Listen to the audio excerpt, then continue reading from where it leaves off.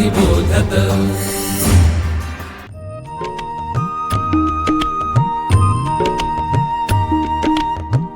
विवेकी अक्षर विवेकी लेखन सुश्राव्य वाचन श्रवणार्थ चरित्रे संस्कारी धीरवीर गाथा रम्य बालकथा अनुभवा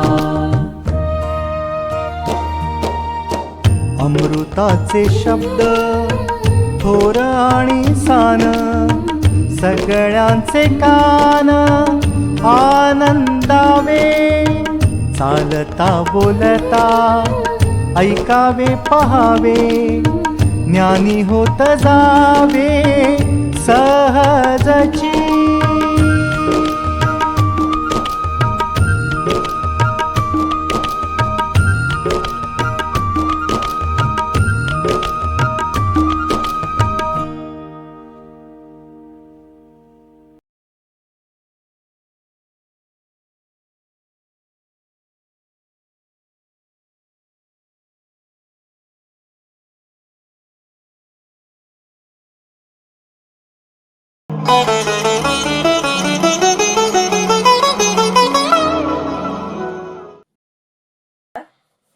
मी मंजुषा लिमये, विवेकानंद केंद्र प्रकाशन विभाग यांच्यातर्फे आज आपण आर्यांचे आक्रमण अगाचे घडलेची नाही हे पुस्तक प्रकाशित झालं। त्याच्या लेखिका माननीय सुहासिनीताई देशपांडे यांना आलेले अनुभव त्या पुस्तकाच्या निमित्ताने आणि त्या पुस्तकात नक्की काय आहे हे आपल्याला उलगडून दाखवण्यासाठी त्या आज आपल्या इथे आलेल्या आहेत।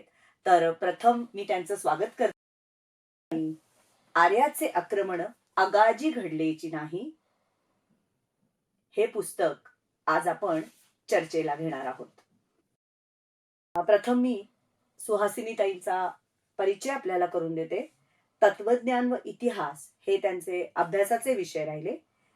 ज्ञान प्रबोधिनी प्रशाला पुणे तसंच फर्ग्युसन महाविद्यालय येथे 30 वर्ष इतिहासाचे अध्यापनाचे काम त्यांनी करून फर्ग्युसन महाविद्यालयातून त्या निवृत्त झाल्या।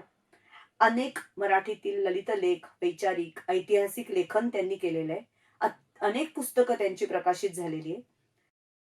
मराठी लेखन हा त्यांचा विशेष आवडीचा विषय। आजवर 6 कुमार कथा संग्रह प्रकाशित झालेले, अनेक साहित्यिक पुरस्कार मिळालेले आहेत। त्यातील अलीकडचे 2 महत्वाचे पुरस्कार म्हणजे किमया कथा संग्रहाला मिळालेला राज्य शासनाचा पुरस्कार आणि दुसरा जो आत्ताच आपण त्याची चर्चा करणार आहोत, आर्यांचे आक्रमण अगाजे घडलेची नाही, ज्या पुस्तकासाठी त्यांना महाराष्ट्र ग्रंथोत्तेजक संस्थेचा पुरस्कार जाहीर झालेला आहे। धन्यवाद। सुहासिनीताई, या पुस्तकाच्या निमित्ताने म्हणजे माझंही काही वाचन झालं आणि एक प्रश्न माझ्या मनात पडलेले तेच मी आता तुम्हाला विचारते। मिशेल डॅनिलो यांचं हे पुस्तक अनुवादित करावं हे म्हणजे तुम्हाला नेमकं का वाटलं किंवा त्यामागची प्रेरणा काय आहे तुमची? पूर्वी मी गुवाहाटीला गेले होते आसामामध्ये। तिथे विवेकानंद केंद्र रिसर्च कल्चरल रिसर्च सेंटर तिथेच मी राहिले होते। तिथल्या ज्या जीवनव्रती आहेत आणि त्या केंद्राच्या प्रमुख मीरा कुलकर्णी, माझा पुष्कळ विचार विनिमय झाला। त्यावेळी त्यांनी मला हे मिशेल डॅनिलोचं स्कूल एडिशन ॲब्रिज फॉर्म मधली लघु रूपामधली शालेय आवृत्ती the invasion that never was हे मला त्यांनी वाचायला। हे पुस्तक ईशान्य भारतातल्या विवेकानंद केंद्राच्या 67-68 शाळांमध्ये 8वीच्या अभ्यासक्रमात लावलेलं आहे त्यांनी। अरे वा। आणि त्यामुळे मला असं वाटलं की अरे आपल्या मराठी मुलांना हे पुस्तक लावलं पाहिजे। आणि इतकंच नाही तर सर्वसामान्य लोकांना वाचकांना सुद्धा हे पुस्तक वाचायला मिळालं पाहिजे। आणि त्यामुळे तिथेच माझा संकल्प झाला आणि संकल्प आणि सिद्धी याच्यामध्ये परमेश्वर उभा राहावा लागतो। ते काम परमेश्वरानं विवेकानंद केंद्र विभागाच्या रूपामध्ये केलेलं आहे आणि हे पुस्तक प्रकाशात आलं। खरंय, आणि त्यामुळेच आज आमच्या पुढे हे अतिशय छान पुस्तक उपलब्ध आम्हाला झालेलं आहे आणि ते प्रत्येकाने वाचायला पाहिजे असं मलाही वाटतंय. तर खरोखरच हे तुम्ही पुस्तक लिहिलंय, पण त्यातला आर्य प्रश्न असं जर आपण म्हटलं, तर तो इतका महत्वाचा आहे का? अर्थातच. कारण एका इतिहासकारानं त्याच्याविषयी म्हटलेलं आहे, की आर्यप्रश्न हा आहे, की एकीकडे it is like whipping a dead horse. मेलेल्या घोड्याला मारण्यासारखं आहे ते चाबकानी. आणि दुसरीकडे हा प्रश्न म्हणजे लाइक कन्फ्रंटिंग अ लिव्हिंग घोस्ट, म्हणजे त्रस्त जाण्यासारखं आहे. तर युरोपातल्या लोकांच्या दृष्टीने हा डेड हॉर्स आहे. तरी सुद्धा लोक त्याच्यावरती चर्चा करतात, हमरातुमरीवर येतात. आणि आपल्याकडे हा लिव्हिंग घोस्ट आहे किंवा त्रस्त संबंध आहे. कारण अनेक लोक प्रश्न अजूनही जिवंत ठेवू इच्छितात. अजूनही त्यांना वाटतं, की आर्य हे बाहेरनं आलेले आहेत. कारण त्यांची राजकीय पोळी त्या विषयांमुळे भाजायची असते त्यांना. म्हणून हा प्रश्न ते जिवंत ठेवतात. मग आपल्या मुलांना आपण ते हूण आले, कुशाण आले, शक आले, आर्य आले, इंग्रज आले नंतर. तर आपल्या मुलांना हे नवीन आपल्याला तथ्य नको का सांगायला?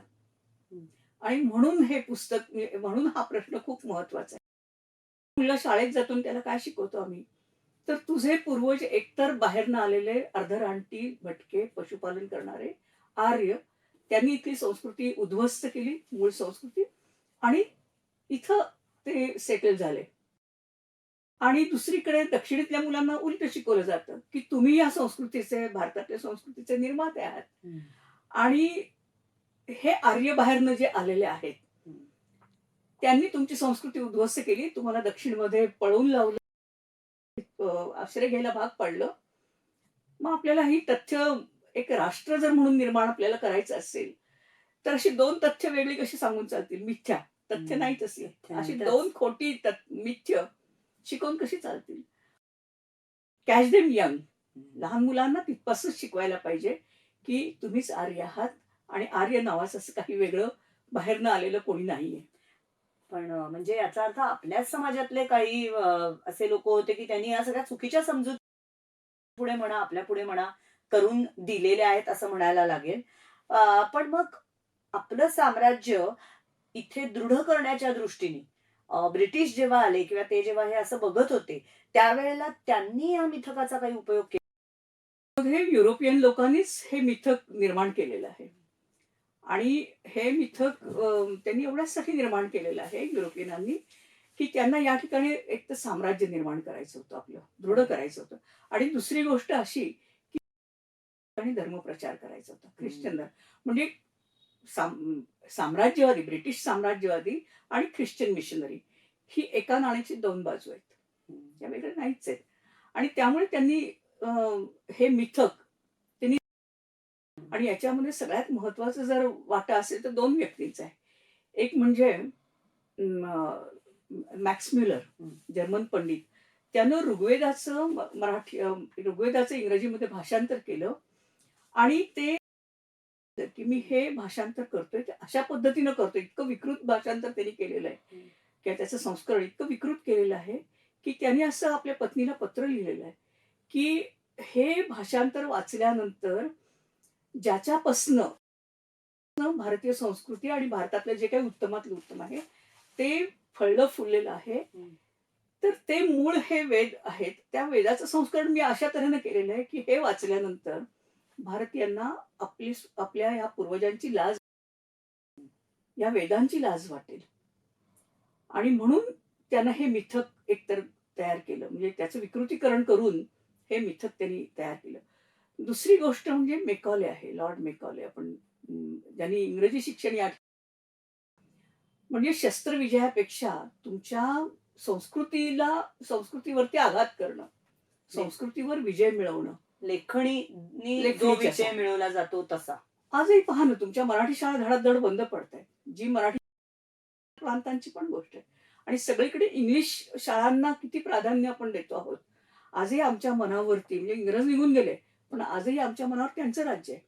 इतके वर्ष झाले, 75 वर्ष झाले त्यांना जाऊन, पण तरी आम्ही इंग्रजी म्हणतात ते खरं, गोरे म्हणतात ते सत्य, आणि आमचे वेद म्हणतात ते सगळं मिथ्य, मिथक. रामायण महाभारत सगळं मिथक आपण करून टाकलेलं आहे. बरोबर आहे ना? म्हणजे ही अगदी म्हणजे नको असणारी गोष्ट पण ती घडते आहे. पण मग ह्याचं जर या मिथकाचं खंडन करायचं झालं किंवा हे कसं चुकीचं आहे हे जर का आपल्याला दाखवायचं झालं, तर मग भारतीय परंपरेत त्याचे काही पुरावे नाही आहेत का? हो. किंवा मग असले तर मग कुठले पुरावे आहेत ते? तर भारत म्हणजे भारतीय जे वाङ्मय आहे, संस्कृत वाङ्मय किंवा आपली जी काही वेद आहेत, वेद, उपनिषद, हं. ही याच्यामध्ये इतके पुरावे तुम्हाला सापडतात, की उदाहरणार्थ आर्य, आर्या म्हणजे हेच इथलंच आहे, सप्तसिंधू. म्हणजे हा इथलाच प्रदेश आहे. आर्य बाहेरनं आलेत हे हे प्रूव्ह करणारं, हे सिद्ध करणारं एकही आपल्याला पुरावा याच्यामध्ये सापडत नाही. बरोबर आहे. आणखीन एक अशी गोष्ट, जी जी काही वर्णनं आहेत ती सगळी इथली आहेत. ज्या नद्यांची वर्णनं त्यांनी केलेली आहेत ती त्या नद्या इथल्याच आहेत. किंवा जो फ्लोरा अँड फॉना म्हणतो आपण, की वनस्पती सृष्टी, सगळी सृष्टी जी काही निसर्गसृष्टी ती सगळी वर्णन जी केलेली ती इथली आहे. आले असते तर मग त्यांनी तिकडचं वर्णन नसतं का केलं? हो. त्यांचा प्राण तळमळला असं नसतं का झालं? की बरोबर आहे. मायभूमीची आठवण मला येतेय आणि ते मी कुठनं तरी, माझे पूर्वज कुठल्या तरी माळरानावरनं आले, एशिया मायनरमधनं आले किंवा कॉकेश, त्याचा कुठेही त्यांनी उल्लेख नाही केला. मग हे बरोबर. कसं काय घडलं? दुसरी गोष्ट म्हणजे आपल्या आपल्या म्हणजे संस्कृत वाङ्मयात तर नाहीच नाही. पण दक्षिणेकडे जावं तर दक्षिणेकडच्या लोकांना सुद्धा तो विसर पडलेला आहे, की ह्या आर्यांनी आमची संस्कृती उद्ध्वस्त, त्याच्याशी युद्ध केलं, आम्हाला छळ केला आणि इकडं पाठवून दिलं. दक्षिणेमध्ये आश्रय घ्यायला भाग पाडलं. कुठेतरी त्यांनी तो उल्लेख केला असता केला ना. असता. आणि वाचता वाचता मला एक मृदुंगाचा काहीतरी याच्यात उल्लेख हो. आढळला होता. मग बरोबर आहे. तर तो उल्लेख असा आहे, हं. की संस्कृत आणि तमिळ भाषा या खरं तर म्हणजे भारताच्या भूमीतल्याच भाषा आहेत. हं. पण युरोपियनांनी, पाश्चात्यांनी काय केलं, की त्याला युरोपीय भाषा किंवा इंडो युरोपियन लँग्वेज म्हणजे संस्कृत भाषा आणि युरोपातल्या भाषा ज्याच्यामध्ये साधर्म्य आहे, त्या वेगळ्या आणि द्रविडी भाषा वेगळ्या, आणि त्याच्यामध्ये तमिळ, तेलुगू, कन्नड, हो. मल्याळम. आणि तर आपल्या ह्याच्यामध्ये अशी कथा आहे, की दक्षिणेमध्ये अगस्त्य मुनींना पाठवायचं ठरलं एका कार्यक्रमासाठी. तर अगस्त्य म्हणले, की मला तिकडची काही भाषा येत नाहीये. तर कसं मी त्या लोकांशी कसा संपर्क साधू? तेव्हा शिवांनी काय केलं, की मृदुंग घेतला. उजवीकडे पाणिनी बसले, डावीकडे अगस्त्य ऋषी बसले आणि मृदुंगाच्या उजव्या भागातनं जे स्वर आले त्याच्या साहाय्यानं पाणिनीनं आपलं व्याकरण तयार केलं. आणि डावीकडनं जे स्वर आले त्याच्या मुनींनी व्याकरण तयार केलं तमिळ भाषेचं. अरे. आणि तमिळ भाषे म्हणजे तुम्ही दक्षिणेकडे गेलात तर अगदी श्रीलंकेपर्यंत आपल्याला दिसेल, की अगस्त्य ऋषींना तमिळ भाषेचे निर्माते म्हणून त्यात खूप मान आहे. त्याचे खूप मान आहे. देवाप्रमाणे ते त्यांना मानतात. आणि आजही आहे, ही ती गोष्ट आहे. हां. म्हणजे हे उल्लेख खरोखरच आम्हाला माहितीच नसतात. असे अनेक गोष्टी असतील, की ज्या आपल्या मुलांना सुद्धा नाही, आम्हापर्यंत सुद्धा पोहोचत नाही. त्यांनी अगदी नक्कीच काही गोष्टींवर प्रकाश पडेल, आम्हालाही नव्याने कळतील काही गोष्टी असं वाटतंय. मग आता जसं हे आर्यांचं झालं, तसंच द्रविड लोकांच्या बाबतीत आपल्याला जर म्हणावं लागेल, तर हडप्पा संस्कृती जी, तर त्याचं मूळ निर्माते द्रविड लोकं असं म्हटलं जातं. तर त्यात काही तथ्य आहे का? त्यात काहीही तथ्य नाहीये. हां. कारण आर्य आणि द्रविड हे खरं दोन नाहीच आहेत. हे दोन वंश असं जे काही पाश्चात्य उभं केलेलं आहे, मुळामध्ये आर्य वंश, द्रविड वंश असं काही नाहीये. आर्य जे आहे तो धातूपासून निर्माण झालेला शब्द आहे. आणि आर्यचा अर्थ आपले जे जुने कोश आहेत, अमर कोशासारखे, त्या कोशांमध्ये दिलेला आहे, की जे बुद्धिमान आहेत, जे चरित्रवान आहेत, जे सद्गुणी आहेत, जे सुसंस्कृत आहेत, ते आर्य. एखादी स्त्री जेव्हा सासरी यायची तेव्हा ती आपल्या सासऱ्यांना "भो हो आर्य" असं म्हणायची. आणि आपल्या पतीला "हे आर्यपुत्र" म्हणायची. आणि पती सुद्धा पत्नीला किंवा स्त्रीला कुठल्याही उद्देशून म्हणताना "ऐ आर्ये" भो आर्य. मग आता हे भटक भावान आहे किंवा हे भटक्याच्या मुला आहे, हे रानटी माणसाची, हे रानटी माणसं, असं संबोधन थोडंच आहे. आता द्रविडांचं म्हणाल तर नाहीये. द्रविड ही भौगोलिक संज्ञा आहे. दक्षिणेकडे राहणारे ते द्रविड. शंकराचार्यांनी, आद्य शंकराचार्यांनी पहिल्यांदा असं याचं उत्तर दिलेलं आहे. कुठून आलास तू असं त्यांना विचारण्यात आलं, तेव्हा त्यांनी सांगितलं मी द्रविड. ही भौगोलिक संज्ञा आहे. आणि पंचद्रविड असा जो उल्लेख येतो त्याच्यामध्ये गुजरात आणि महाराष्ट्र दोघांचा उल्लेख आहे. हो, म्हणजे फक्त दक्षिण असं पण नाही, गुजरात आणि महाराष्ट्रात सुद्धा याचा उल्लेख. मग हे झाले सगळे वाङ्मयीन. आणि मला वाटतं नांगरणे पण हा त्याच्यामध्ये काहीतरी असा आहे का? आता मी सांगितलं ना की अर धातूपासून आर्य निर्माण झालेला शब्द.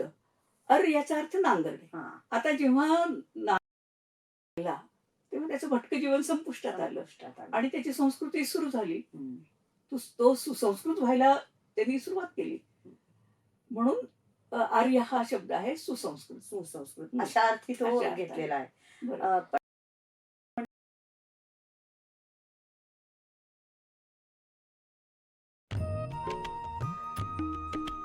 विवेकानंद केंद्र मराठी प्रकाशन विभाग म्हणजेच MPRV गेली 35 वर्षे संस्कारक्षम आणि राष्ट्र जागरणपर पुस्तकांच्या प्रकाशन व्यवसायात.